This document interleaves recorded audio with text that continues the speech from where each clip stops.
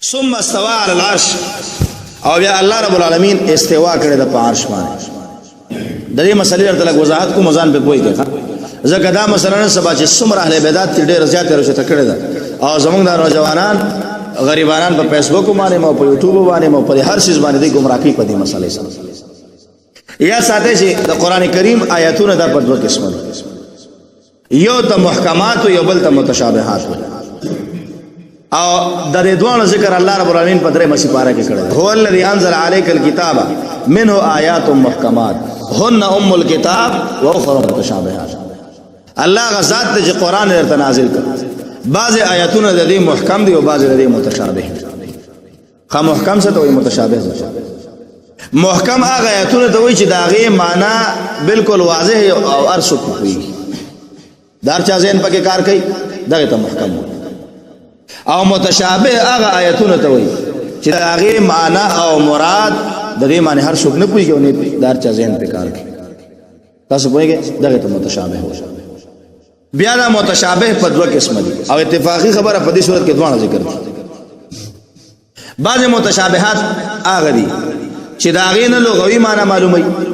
او نه مراد معلومي شرعي مراد نه معلومي لکه حروف مقطعات د الف لام میم را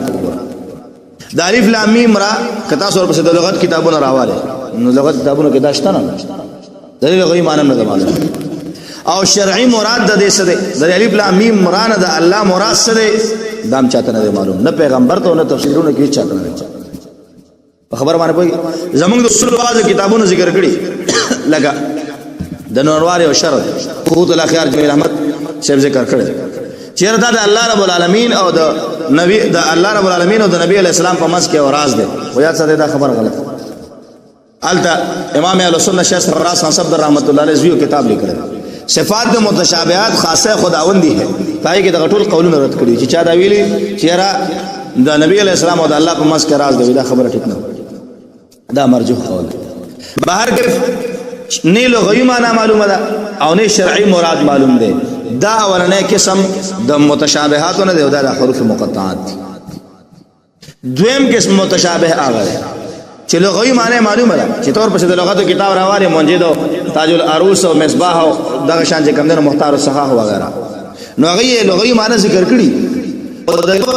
د الله سم مراد ده د شریعت کې د سم مراد ده د پیغمبر د سم مراد ده دا نه واضح دا نه واضح دا چې کوم نه ثم استوى على العرش دا استوا لفظ دغه متشابهاتونه ده یا مثلا الله رب العالمین د بار ید ذکر ده عین ذکر ده وجه ذکر ده ساق ذکر ده او دا شان چې کوم نه ید ذکر ده دا ټول داسې دي د ید معنی چې د لغت کتاب راوړل نو لاس ده د عین معنی سترګه ده د وجه معنی مخ ده دا شان چې کوم ده د استوا معنی ناسته ده چې د لغت کتابونو ورته راوړل نو لغوي معنی خو معلومه ده خو مراد سره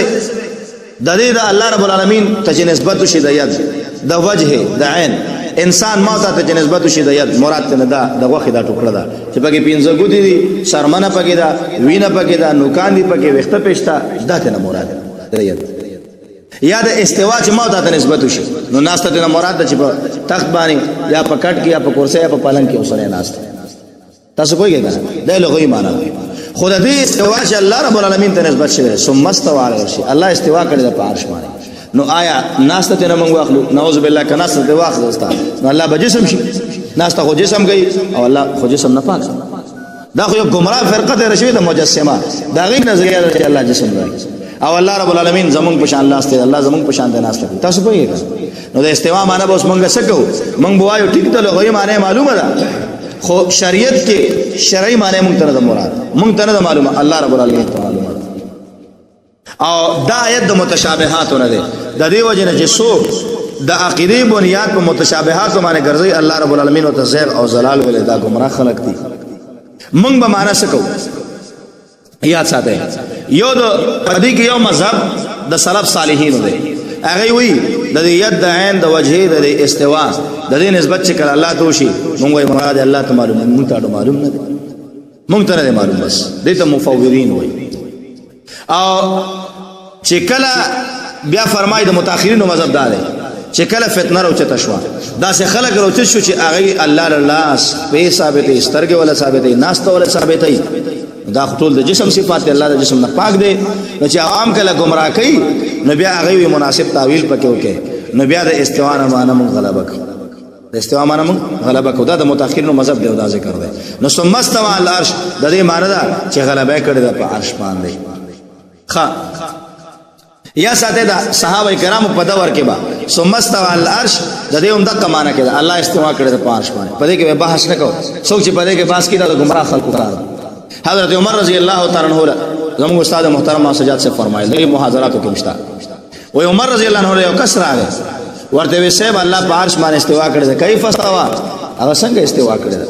حضرت عمر سے پوښتنه چې دا خو مجسمه فرقه سره تعلق ساتي حضرت امیر المؤمنین عمر رضی اللہ عنہ ته سمرو کې اعظم کور ته لاړ او شنه اختراع واغسته هغه د شادام وی دا سره د مدینه په کوڅو کې ګرځي او دا آیتونه خلکو ته پېښ کوي عوام ته گمراه کوي کور ته لاړ او خشنه اختراع واغسته او د سره ولا راخته کو د سر ته ولا ونی سره او دا سره ولا سم بوینو باندې ډک نا ورته کف یا امیر المؤمنین خرج عن راسی كل شيء باطل اے امیر المؤمنین بس بس بس بس زماره سر نه چې کومه گمراهی خبره وي اټول ته نه وته صفا مسلمان شوس په خلق نه گمراه امام مالک رحمت الله تعالی علیہ زمون د سلور امامانو کې د مذهب ډېر لوی امام تیر شوی د مدینه منوره امام یو کس ولا راغی ورته وسه الله الرحمن علی العرش استوى الله په عرش باندې استوا کړی دی کیف استوا دا استوا څنګه کړی دی امام مالک صاحب رحمت الله علیه ولدا سے سر کته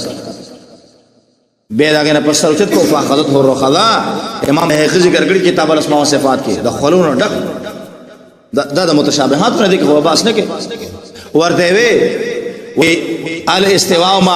معلوم استواء په قران کې معلومه ده شته آیاتونه ده و آیاتونه ده او والکیفیت غیر معقول کیفیت په عقل کې ناراضی کیفیت د الله د استواء د منتفی د باری تعالی او والسؤال عنه بدعه دا سه قسم آیاتونو متعلق سوال کول د الله رضا مبارک دا بدعت ته ګوره والایمان به واجب ایمان به واجب ساتي او دا د الله تر طرف نازل شوی زموږ د ایمان دی او دا غینه پس وته فرمایل ته یو بدعتي سره معلومیږي شاګردانو ته اخرجوه دیو باسه د کلاس نه چکن مبارک دا صحیح روایت ده امام مالک سے نشما درته وي بعض خلک یو لفظ پکې نقل کوي ول کیفیت مجهول کیفیت وی مجهول ده دغه روایت د امام مالک سے نه ثابت وای دغه روایت نه ثابت کتاب الاسماء والصفات د امام بهقی کی دغه روایت ذکر ده کم چې اعتماد کړ قبل الفرض والمحال دغه شیم والکیفیت مجهوله د مجهول لفظ پکې رام شي نو یا ساته دا مجهول په کلام د عرف کې په معنی د انتفاع راځي دا شیز منتفی ده لکه خلک وای زید چې کوم ده مجهول النسب د عمرنا مطلب دا چې د زید نسب د عمر نه ثابت نه دی مراد دا چې کیفیت الله ته ثابت نه دی کیفیت ته منتفی ده تاسو پوه شئ بقای الله رب العالمین پارش باندې غلبه وکړه خلک سوال کوي دا عرش ولیات ول نور مخلوق باندې د الله غلبه نشته په دې جمعه د الله غلبه ده ټول ملک د الله دی نو بیا الله رب العالمین عرش ولیات کړی یا ساته د عرش په مخلوقاتو کې غټ دارش نغټ مخلوق نشتا د دې وجه الله رب کریم عرش یاد کړي دی آسان پښتو کې د مثال درکمه بتا سپوي لکه مثلا یو درې لکان دي یو یلکه زما پلان سره سایکل دی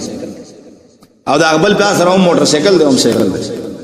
او دا غدریم پلان سره هم سایکل دی او موټر سایکل دی هم موټر دی اوس دا یو وی الکه زما پلان سره خو سایکل دی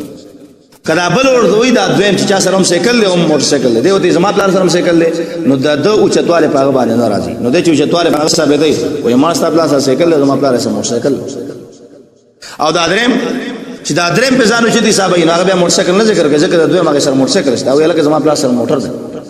نو دا موټر په دغه دریم والو کې غټو نو د څه کدا یاد ک الله رب العالمین وی چې زما په یو مارکیټ غلبه نو سباله به مردان خان را پاسې دغه مارکیټ خو زمام دی که خدای رب العالمین وی چې زما په ابو باندې قبضه ده نو سباله به دغه کې کسره پاسې وی چې زما هم ټیوب ویل شته ولې زمونږ وبنيشته زمونږ کوم نه ده او به خو زمونږ رب العالمین داسې سزيات کا عرش چې پای باندې هیڅ غلبه نشو راتلی پکور باندې کې یادو استام کورستا ک نیر یادو استابم وبوي ک مارکیټ یادو استابم وي نو ک مادي سيزونه د دنیا یادول پدې باندې مجازي مالکانه مجازي ملک زما واستاشتا